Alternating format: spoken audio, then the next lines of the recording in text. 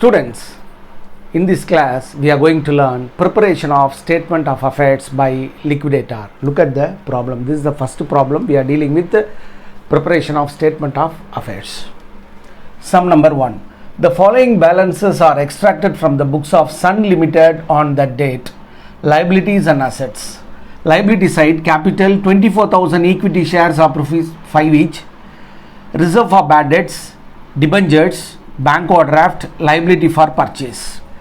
Machinery, leasehold property, stock, book debts, investment, calls in arrear, cash in hand and profit and loss account. Then we'll go through the adjustment. The following assets are valued as under.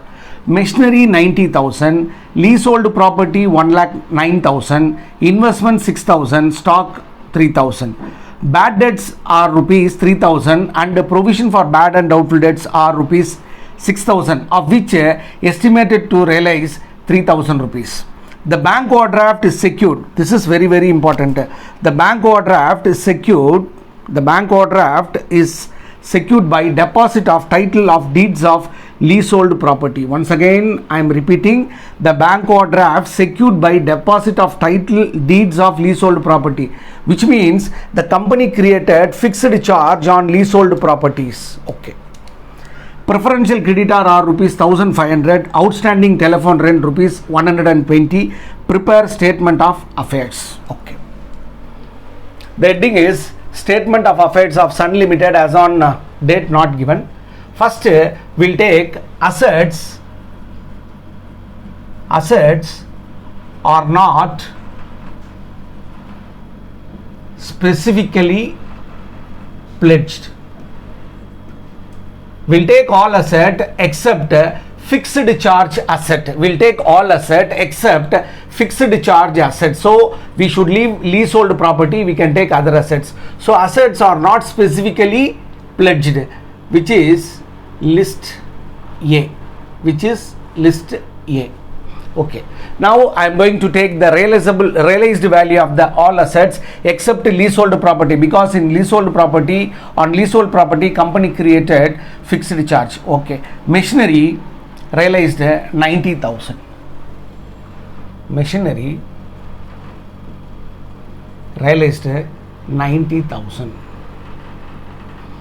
Next, we should ignore for list A. For list A, we should ignore leasehold property, because on leasehold property we created fixed charge. Then we can take investments. We can take investments. Value, investment value 6,000. Then stock. Stock value 3,000. Then as other assets we can take from balance sheet. Machinery we have taken. Leasehold property we ignored for list A. Stock we can take. Then book debts. For book debts we have adjustment. Book debts means debtor. Book debts. Total book debts are given in the balance sheet 90,000. In relation to book debts, some adjustments are given. Bad debts are rupees 3,000. So bad debts should be deducted. Then we have to deduct provision for doubtful debts also, and the provision for bad and doubtful debts are rupees 6,000.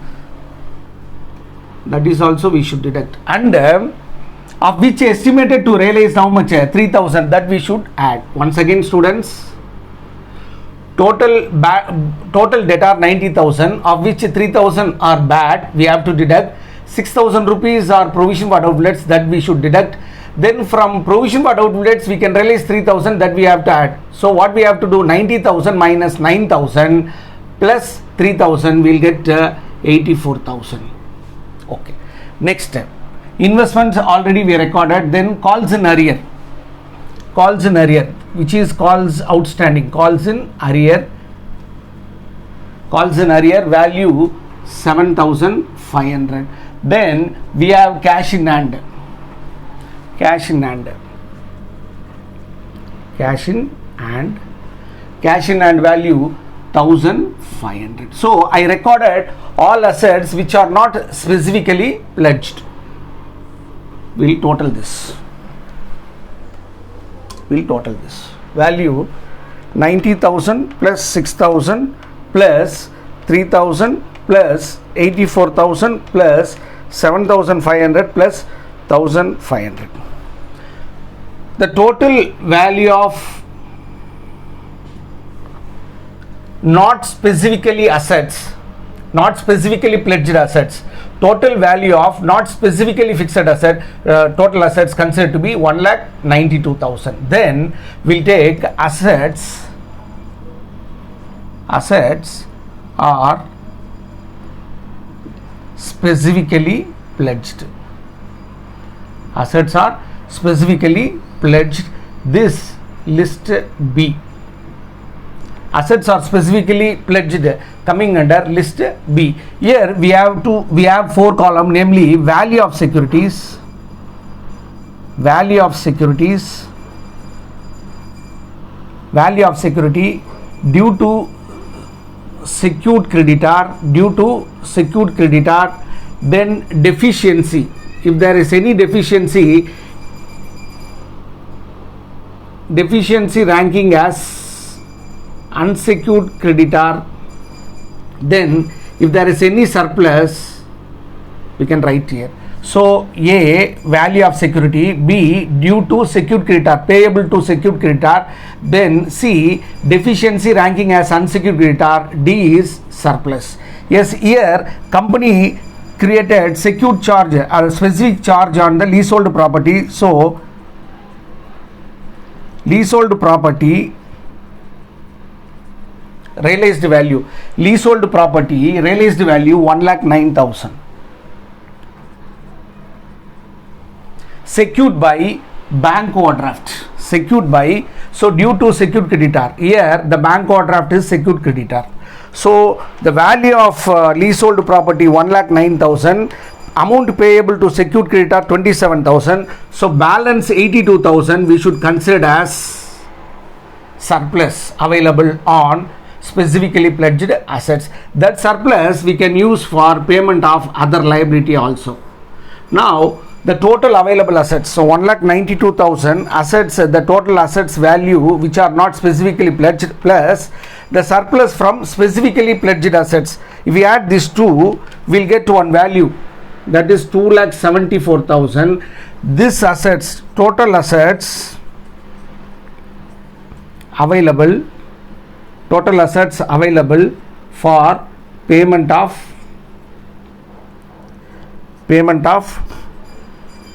preferential creditor, debenture holder having floating charge, unsecured creditor. So this is the total amount available for the payment of preferential creditor, debenture holder having floating charge, and for unsecured creditor. Then we have to create gross summary of assets. We have to create gross summary of assets. Gross summary of assets. Gross summary of assets. Here we have to write pledged assets total value. Pledged assets total value. So pledged assets total value 1,09,000. The other assets total value. Other assets total value 1,92,000.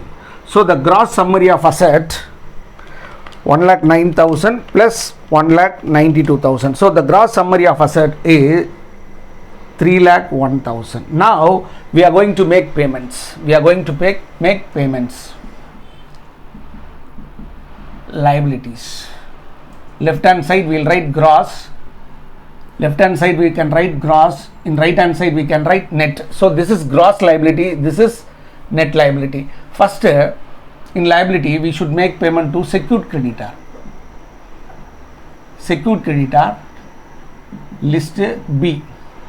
Secured creditor value due to secured creditor how much? 27,000, which is included in gross liability, not in the net liability. So after deduction of these total assets, the balance amount we should write 2,74,000. Here we can write total assets available for payment of preferential creditor, debenture holder having floating charge, and for unsecured creditor. Then we should make payment to preferential creditor. then we should make payment to preferential creditor. He is coming under list C.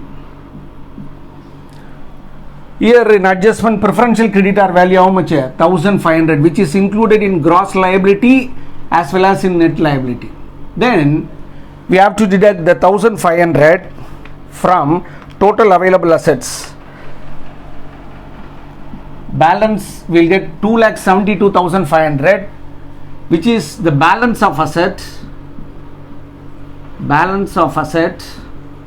available for payment of debenture holder and unsecured creditor. Next, we should make payment to the debenture holder having floating charge. Debenture holder having floating charge. Debenture holder having floating charge.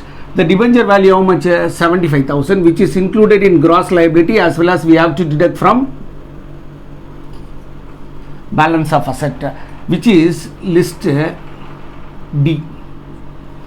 So the balance of asset available 2,72,500 minus 75,000, the payment to the debenture holder. So the balance of asset available 1,97,500. Here the balance of asset available for unsecured creditor. Next, we should make payment to the unsecured creditor. Unsecured creditors, list E. Here unsecured creditors are liability for purchase, liability for purchase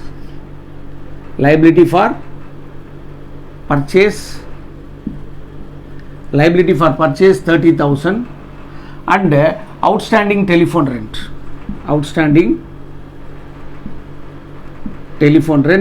value 120. So total unsecured creditor 30,120 included in gross liability, as well as the same value should be deducted from balance of asset. So 1,97,500 minus 30,120. The balance available 1,67,380. This we can say surplus as to creditors. Now we will total this gross liability. So secured creditor 27,000, preferential creditor 1,500, debenture holder having floating charge 75,000, then unsecured creditor 30,120. So the total gross liability 1,33,120, surplus as to creditor 1,67,380. The total available, the total value given to the equity shareholder. After payment of amount to the unsecured creditor, we are supposed to make payment to the preference shareholder. In this problem, preference shareholders are not given, so we have to make payment to the equity shareholder. He is coming under list G. Preference shareholder list is F. So the total amount payable to equity shareholder is 1,20,000. We have more funds, so total available funds payable to equity shareholder. So actually we are supposed to pay 1,20,000. Here we have surplus funds, so the entire amount payable to equity shareholder. Students, we completed the problem in relation to preparation of statement of affairs. In next class we will solve different problem. Till then, bye and thank you.